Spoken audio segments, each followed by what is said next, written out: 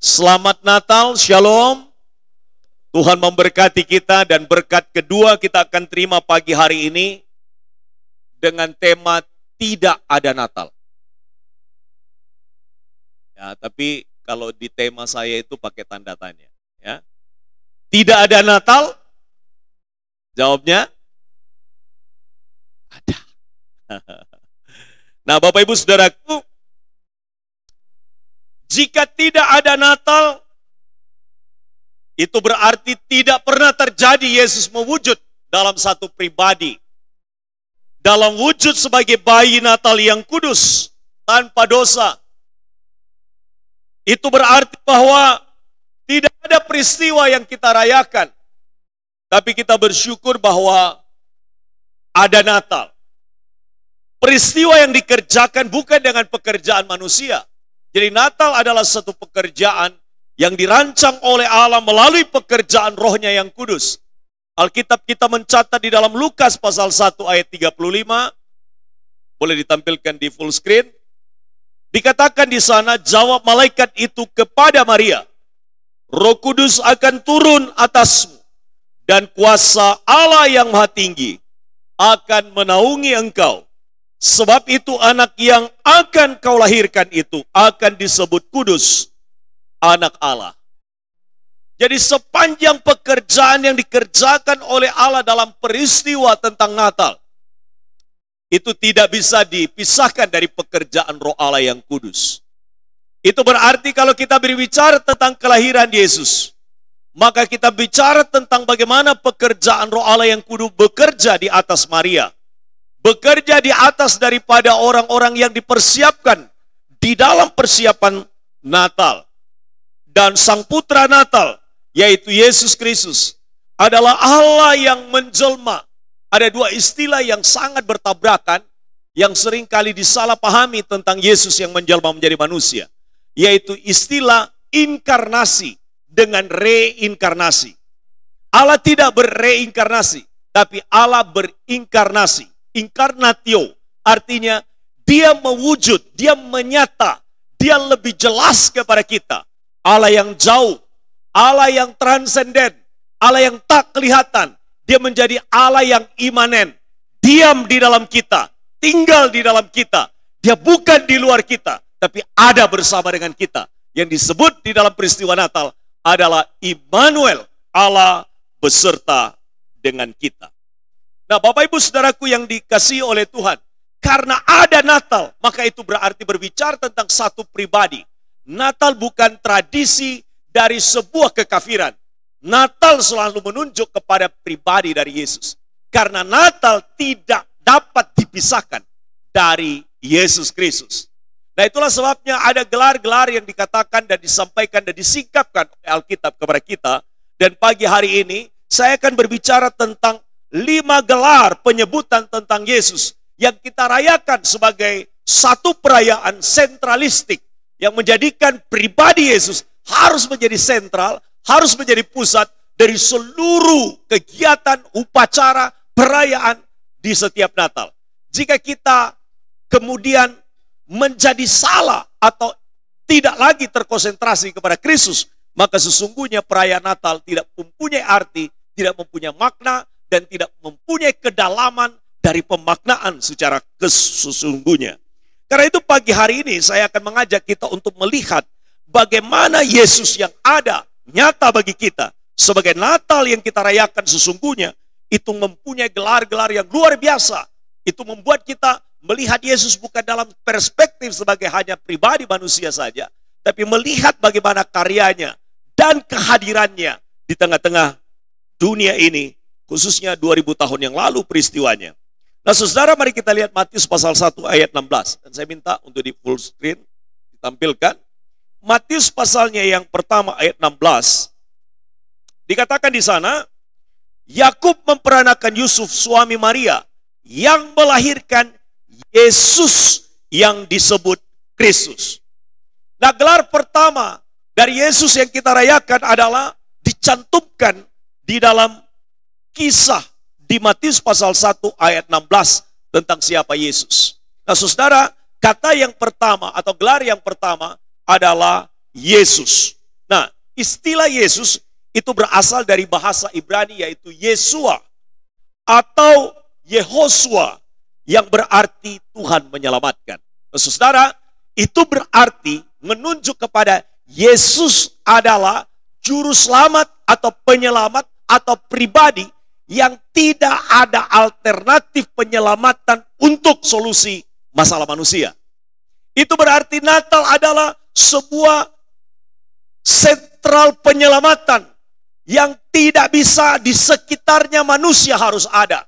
Itu berarti bahwa Natal adalah kebutuhan yang sangat dibutuhkan oleh seluruh umat manusia. Dan karena itu nama Yesus adalah nama yang manusia di dunia ini harus sampai kepada dia. Itulah sebabnya kata Yesua yang berarti Tuhan yang menyelamatkan, berarti Tuhan mau menawarkan sebuah penyelamatan dengan cara Tuhan, bukan dengan cara manusia. Agama-agama adalah cara manusia mencari Tuhan. Tapi kekristenan adalah cara Tuhan mencari manusia. Itu sesuatu hal yang kontradiktif. Agama-agama adalah usaha manusia mencari Allah.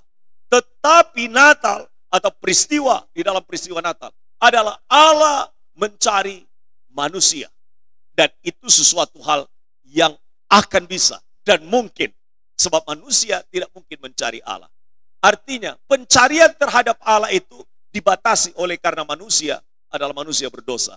Sedangkan untuk pencarian kepada Allah, Allah itu di tempat yang maha suci, di tempat yang maha agung. Itulah sebabnya kedatangannya hanya bisa dikerjakan oleh pekerjaan Roh Allah yang kudus. Yang mengerjakan di dalam hidup manusia yang terbatas, yaitu Maria. Dan peristiwa itu adalah peristiwa yang suci. Nah, nama Yesus adalah satu nama yang sungguh sudah menyebar di seluruh dunia. Karena pada masa itu, bahasa yang paling dominan, bahasa yang mendunia adalah bahasa Yunani. Sehingga Yesua atau diterjemahkan Yeos, ya, Yesus atau Yesus dalam bahasa Yunani itu menunjuk kepada apa? Menunjuk kepada Kristus atau Yesus adalah penyelamat bagi kita. Karena itu berbahagialah kalau saudara dan saya sudah menerima Dia sebagai juru selamat kita. Juru selamat artinya yang memberi kepada kita jalan penyelamatan. Juru selamat adalah yang memastikan kita untuk beroleh selamat. Jadi segala usaha manusia, usaha dari beragama, usaha pengetahuan tidak akan pernah menyelamatkan kita. Itulah sebabnya ketika Kristus datang, dia berinkarnasi, dia menjadi manusia, maka satu tawaran ditawarkan kepada seluruh kita, yaitu maukah kita diselamatkan. Natal adalah tawaran Allah, apakah engkau mau diselamatkan atau tidak? Maka kita berkata, ya Tuhan, aku mau diselamatkan. Tapi perhatikan dalam teologi, dalam pemahaman dasar kita, bahwa keselamatan kita rentan sekali. Kenapa? Karena keselamatan itu menyangkut kesetiaan sampai akhir. SSA, setia sampai akhir. Itulah sebabnya kita tidak hanya berbangga bahwa kita sudah menerima Yesus, tapi kita harus menjaga konsistensi kita dalam mengiring Yesus sampai akhir hidup kita.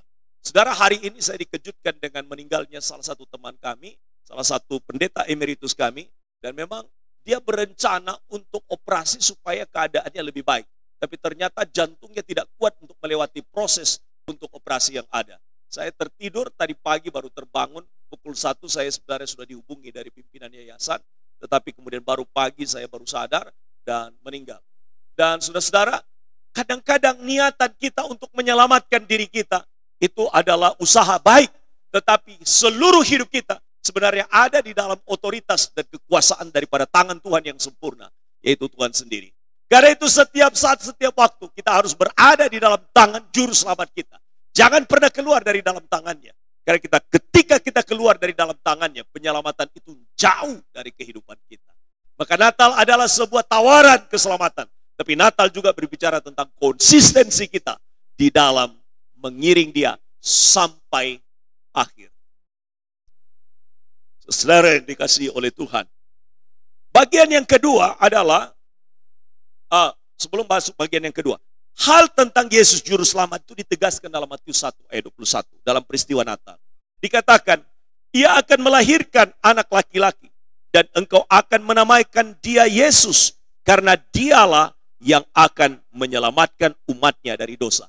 Jadi penyelamatan yang dilakukan oleh Yesus adalah penyelamatan dalam kaitan dengan manusia berdosa. Karena itu Natal sebenarnya membawa kita kepada pembebasan dari ikatan dosa. Natal membawa kita untuk dilepaskan dari ikatan-ikatan yang membelenggu kehidupan kita, yang menyebabkan kita sulit keluar dari dalamnya. Natal membawa pembaharuan dalam hidup kita untuk tidak berada lagi di dalam dosa. Natal seharusnya memberi kepada kita kekuatan untuk dapat menang terhadap dosa. Karena dia di dalam kita, karena dia bekerja di dalam kita, kekuatan daripada Allah ada di dalam kita, mengalahkan kekuatan dari kekuatan dosa. Itulah sebabnya waktu kita nyanyi pujian tadi dikatakan, kaulah Tuhan Juru Selamatku. Kuakui kau Tuhan bagiku. Kau terang dalam saat gelap. Apakah kehidupan kita tidak ada gelap-gelap yang sedang kita jalani dalam hidup kita? Ketika kita ada mengikut dia. Ada jalan-jalan yang kita jalani ke depan. Tapi kejujuran, keterbukaan, kesediaan kita untuk berberes kepadanya membuat engkau tetap berada di dalam jalur penyelamatannya. Karena itu saudara yang dikasihi oleh Tuhan, ini penting untuk kita lihat.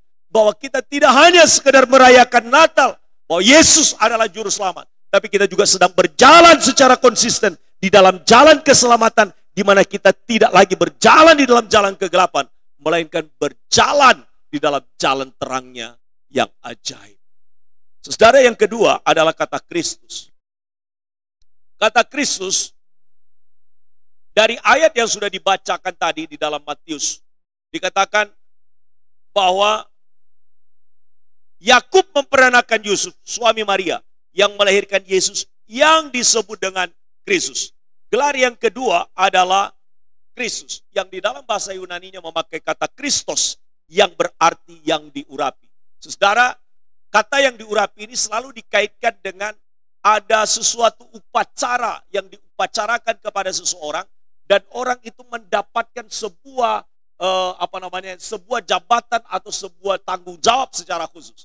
Nah, Yesus disebut sebagai yang diurapi.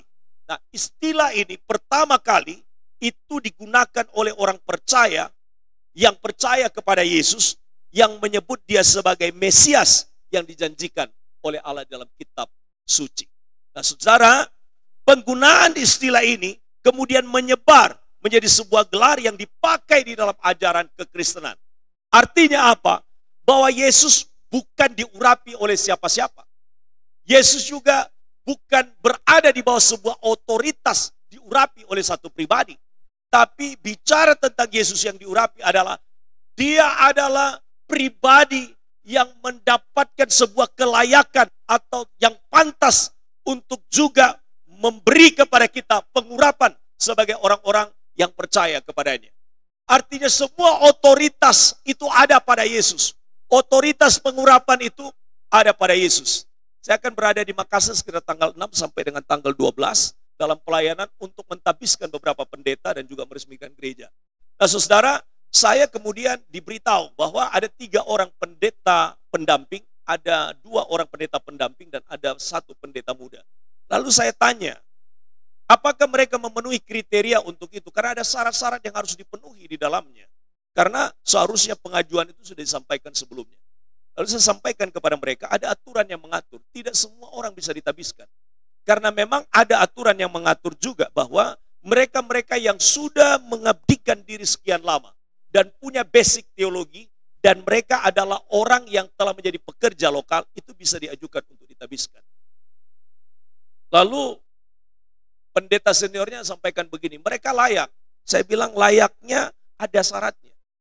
Tidak semua orang ditabiskan, karena tanggung jawab menjadi seorang pendeta, sekalipun adalah pendeta pendamping, adalah bicara tentang bagaimana kehidupannya secara rohani, secara konsisten, dan juga kehidupan yang dijalani dalam keluarga itu mencerminkan orang yang dapat menjadi teladan dan suri teladan bagi banyak orang. Jadi tidak gampang mentabiskan orang menjadi pendeta. Dan karena itu saya bilang, tanggal 28 kami akan ada proses untuk rapat, dan karena itu tolong segera ajukan. Dan ketua umum saya konfirmasi, tidak bisa kita mentabiskan orang secara sembarang. Karena pekerjaan ini bukan masalah siapa yang diberikan jabatan, tapi apakah jabatan yang diemban itu, sebuah tanggung jawab itu dipenuhi atau tidak untuk kepentingan yang lebih besar. Jangan sampai kemudian itu hanya masalah sebuah kebanggaan semata. Tidak, walaupun hanya pendeta pendamping. Nah, karena itu Bapak Ibu Saudaraku, ada waktu yang lalu semua istri-istri pendeta ditabiskan. Akhirnya jadi persoalan itu. Jadi persoalan. Tidak otomatis itu bisa dilakukan. Ya, tidak otomatis dilakukan. Nah, saudara, kehadiran saya pasti dinantikan. Kehadiran saya pasti dinantikan dalam upacara ini. Tapi saya tidak akan bisa melakukan proses untuk mentabiskan 3 orang ini menjadi pendeta kalau mereka tidak memenuhi kriteria dan tuntutan yang diharapkan secara organisasi. Nah, apalagi kita bicara yang diurapi. Nah, karena itu saudara yang dikasihi oleh Tuhan, Bapak Ibu sekalian, Yesus adalah yang diurapi. Artinya adalah setiap kita ada di bawah otoritas urapan daripada Allah. Maka kehidupan yang diurapi adalah kehidupan dimeterai oleh Allah. Kehidupan kita di mana kita dipakai oleh Allah. Kehidupan di mana kita masing-masing dijadikan oleh Allah. Menjadi alat di dalam tangannya yang dikenan oleh dia. Di mana ada pengutusan, sebuah tanggung jawab. Pengurapan diberikan itu adalah sebuah tanggung jawab. Tuhan menempatkan kita di mana kita berada. Tuhan urapi kita di sana. Urapan juga bicara tentang bagaimana Tuhan bekerja secara spesifik kepada orang itu. Memakai dia dengan karunia-karunia yang ada. Mengerjakan di dalam dia perkara-perkara rohani. Dan itulah sebabnya ini bukan bicara tentang masalah apakah orang itu bergelar ini dan itu. Tidak. Tapi Tuhan bisa pakai kita, mengurapi kita untuk menjadi alat di dalam tangan. Sesederhana apapun kita, Tuhan bisa pakai kita untuk menjadi alat yang diurapi Tuhan. Untuk menjadi berkat bagi banyak orang. Maka Natal adalah bicara tentang apa? Kehidupan orang percaya harus menjadi berkat, di mana mereka adalah orang-orang yang diurapi secara khusus, diberi tanggung jawab secara khusus, diberi sebuah pelayanan yang dilakukan untuk pelayanan kepada Allah. Apa itu? Berdasarkan karunia-karunia yang Tuhan anugerahkan kepada kita. Yang diurapi, artinya kita adalah orang-orang yang spesifik, orang-orang yang khusus, orang-orang yang disendirikan untuk dipakai oleh Allah, menjadi alat keberkatan yang diurapi oleh Allah. Ada kuasa yang menyertai, ada penyertaan Allah yang menyertai, yang membedakan kita dengan yang lain. Pekerjaannya, apa yang dikerjakannya, apa yang dipikirkannya, apa yang dilakukannya, di sana Tuhan mengurapinya, di sana Tuhan memberkatinya. Saya mengaminkan apa yang dikhotbahkan kemarin oleh Dr. Aris. Beliau katakan apa? Bahwa gereja ini akan makin maju, makin berkembang kalau ada duitnya. Ya, kalau ada duitnya, kalau ada doa, kalau ada usaha, kalau ada iman, dan kalau ada ketaatan. Saudara, itu benar terjadi. Dan itu tidak akan terjadi kalau hanya slogan duit. Itu harus betul-betul kita hidupi. Bahwa kita hidup dalam doa, bahwa kita hidup dalam usaha dan pekerjaan, ya, yang sungguh-sungguh, kita hidup dalam iman, dan kita hidup dalam sebuah ketaatan. Bapak Ibu Saudaraku, ke depan saya melihat bahwa secara matematik, kita pakai pengembangan secara biologis saja. Ini jemaat-jemaat yang generasi-generasi yang baru menikah ini akan punya anak, cucu, dan lain sebagainya ke depan.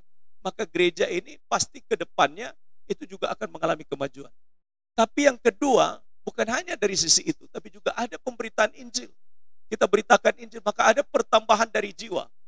Maka kalau itu terjadi, maka ada lagi orang yang akan ditambahkan dalam bilangan orang percaya dalam gereja kita. Tapi juga ada upaya-upaya di mana kita juga berusaha untuk bisa menjadi kesaksian di mana kita berada. Sehingga daya tarik Allah, pengurapan Allah dalam kehidupan kita, itu dipakai untuk menarik orang datang kepada Kristus. Maka ke depan, tempat tidak akan mungkin masih seperti ini.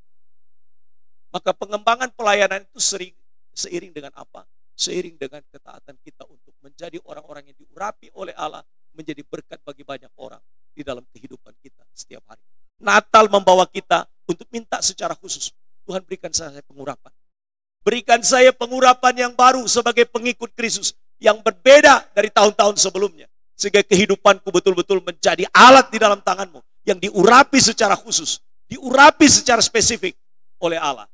Dan Kristus adalah yang diurapi, yang dipakai di dalam istilah Kristos di dalam Alkitab. Ketiga, Matius pasal 1 ayat 23 boleh ditampilkan di full screen. Matius 1 ayat 23. Sesungguhnya anak darah itu akan mengandung dan melahirkan seorang anak laki-laki. Dan mereka akan menamakan dia Immanuel, yang berarti Allah menyertai kita. Saudara, ada yang kasih nama anak Immanuel. Ya, jemaat kita dulu ada namanya Immanuel. Anak dari Pak Agus, namanya Immanuel. Ya. Biasanya nama itu memberi apa? Kalau Cak Lontong bilang memberi rasa, bukan? Ya, nama itu memberi makna kepada orang yang memiliki nama itu. Nah, saudara, menyandang nama Immanuel ini berat ini. Ya. Kenapa? Karena Immanuel artinya adalah, ya, Immanuel sendiri berasal dari bahasa Ibrani, itu dari dua kata, Imanu dan El. Nah, dua kata ini, pertama kata Imanu yaitu berarti bersama-sama dengan kita. Berarti Allah bersama-sama dengan kita. Dan yang kedua adalah El yang berarti Allah. Secara harafiah, Immanuel berarti Allah bersama-sama dengan kita.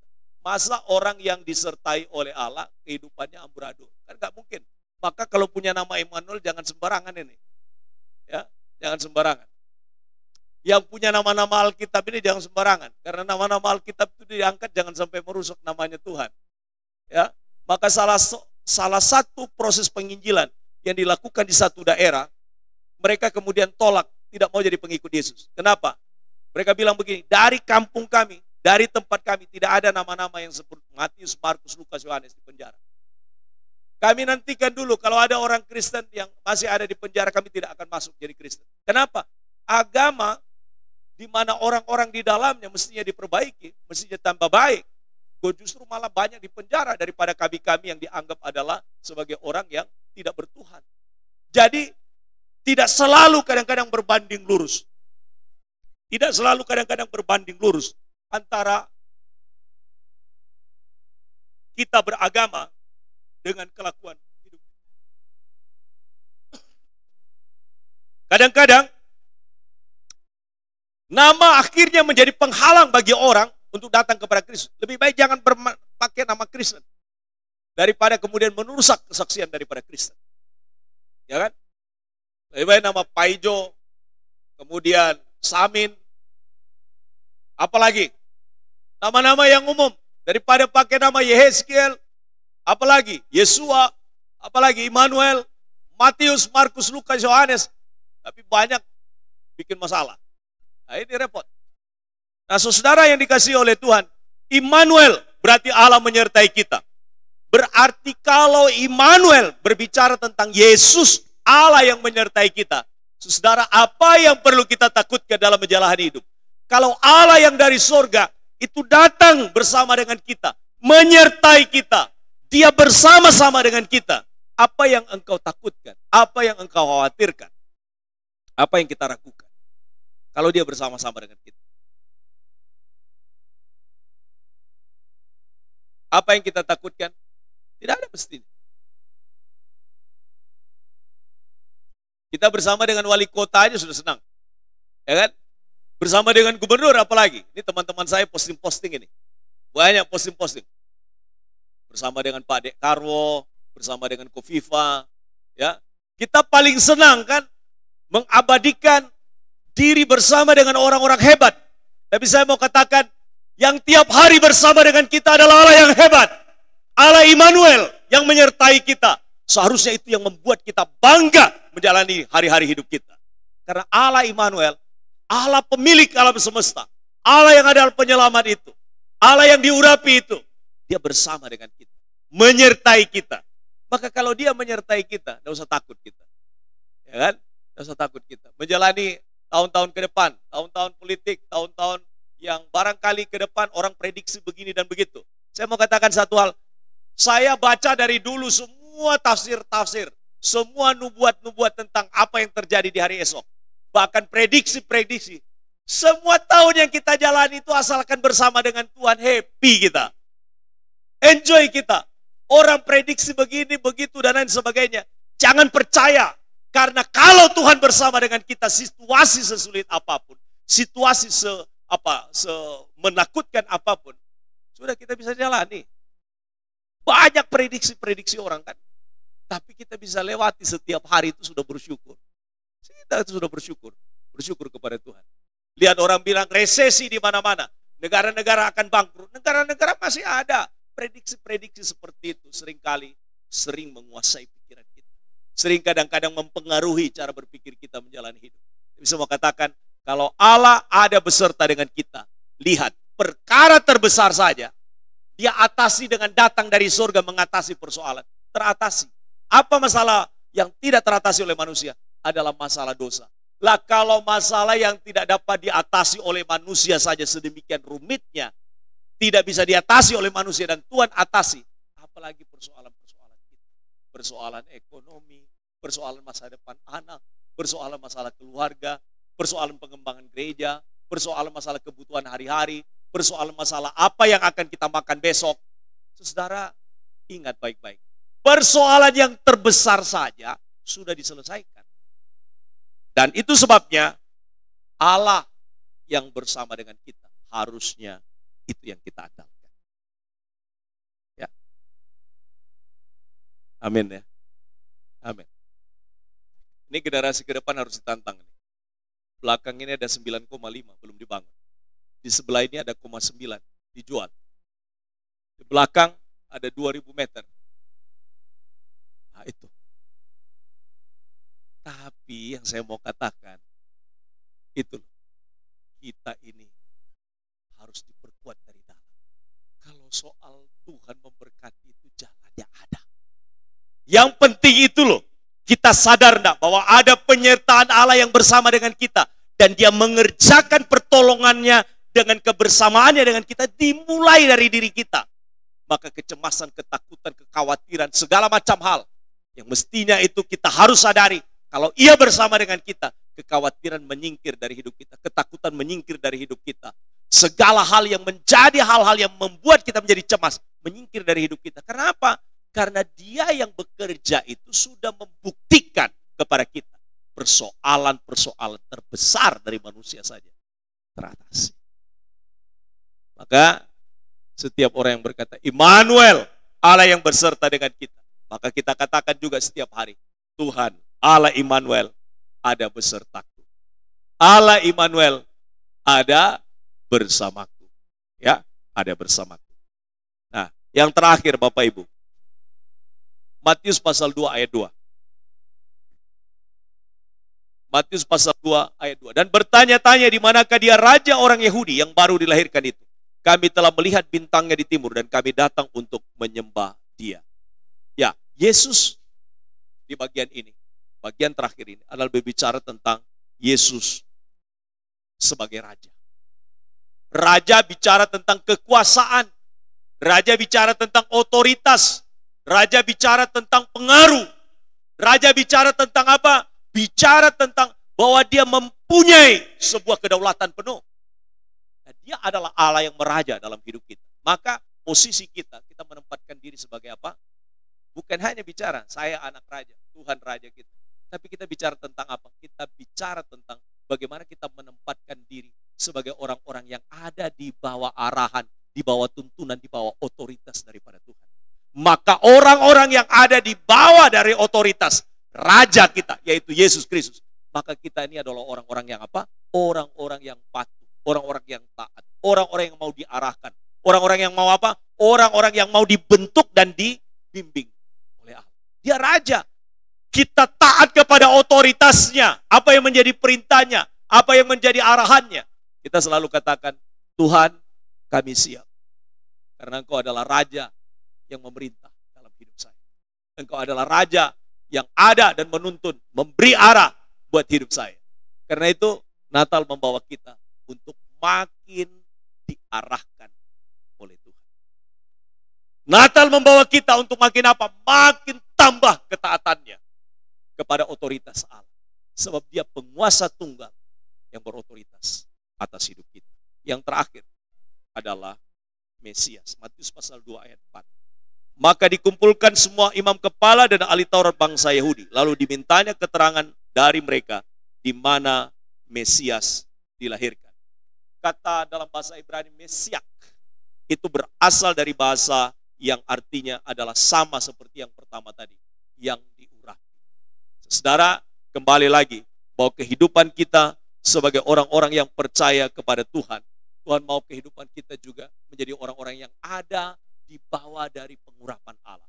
Karena Kristus adalah pribadi yang mengurapi setiap kita dengan kuasa yang besar, yang menjadikan kita menjadi anak-anak yang luar biasa di dalam tangannya. Saya selalu mengkumandangkan kalimat ini. Kita biasa, tapi Tuhan yang bekerja di dalam kita luar biasa. Karena itu jangan bilang kepada sesama kita, Anda luar biasa. Tapi katakan, Tuhan di dalam Anda luar biasa. Itulah sebabnya kita dapat mengerjakan perkara-perkara dengan penuh kecakapan. Karena Allah yang bekerja di dalam kita adalah Allah yang mengurapi kita. Bekerja secara luar biasa. Ya. Hati-hati supaya jangan sampai Allah yang luar biasa tak terlihat ya dalam kehidupan kita. Tuhan kiranya memberkati kita dengan firman pada pagi hari ini. Dan saya mau simpulkan satu hal yang penting. Tidak ada Natal? Ada. Natal bicara tentang Kristus. Bicara tentang kepribadian Allah yang luar biasa. Yang penyebutannya disebutkan, Dia adalah Yesua. Dia adalah Tuhan yang menyelamatkan engkau dan saya. Dia adalah Kristus atau Kristus yang artinya adalah yang diurapi atau sama dengan Mesias. Bagian terakhir tadi, yang diurapi. Tuhan mau setiap kita juga diurapi oleh Allah. Dia adalah Allah Immanuel yang menyertai kita, yang membuat kita berdiri dengan tegar menjalani hidup, yang membuat kita optimis menjalani hari-hari kita ke depan. Karena Dia bersama, tinggal, dan diam di dalam kita, mengerjakan perkara-perkaranya di dalam kita, karena Dia bersama-sama dengan kita. Dan Dia adalah Raja, di mana kita senantiasa berada dalam otoritas, dalam arahan, di dalam tuntunannya, dan di dalam perintahnya. Dan kita mengatakan satu hal, kami mau taat kepada perintah-Mu, kepada apa yang menjadi arahan. Selamat Natal, Tuhan Yesus memberkati. Natal masih